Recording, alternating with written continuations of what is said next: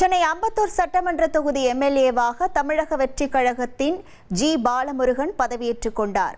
அம்பத்தூர் தொகுதியில் தன்னை எதிர்த்து போட்டியிட்ட திமுக வேட்பாளரை 58,000 வாக்குகள் வித்தியாசத்தில் அவர் வீழ்த்தியிருந்தார்.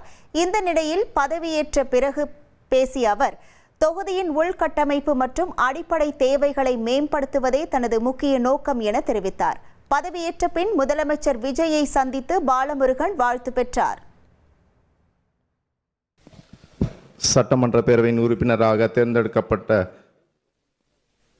பாலமுருகன் என்னும் நான் சட்ட முறைப்படி நிறைவேற்றப்பட்டுள்ள இந்திய அரசியல் சட்டத்தின் உண்மையான நம்பிக்கையும் பற்றுதலையும் கொண்டிருப்பேன் என்று இந்திய நாட்டின் இறையாண்மையும் ஒருமைப்பாட்டையும் நிலைநிறுத்துவேன் என்று நான் மேற்கொண்ட இருக்கும் கடமையை நேர்மையுடன் நிறைவேற்றுவேன் என்று உளமாற உறுதி கூறுகிறேன்.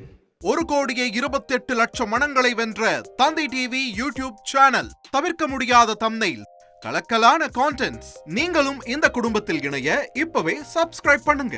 அசுரபலம் கொண்ட எங்கள் டிஜிட்டல் கரங்களில் உங்கள் விளம்பரங்களை சேர்க்க வாட்ஸ்அப் பண்ணுங்க. 8939888378. Email advtthanditv@dttv.in.